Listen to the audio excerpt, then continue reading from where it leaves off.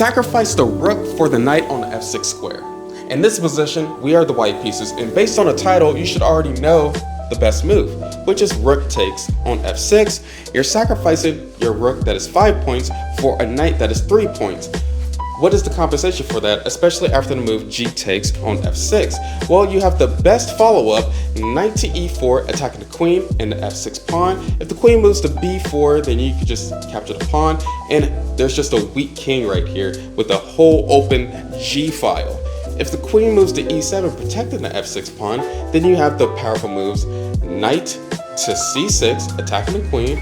Queen has to move to a safe square, queen f8, knight takes on f6, king h8, and then the best move, not taking a rook, but going queen f3.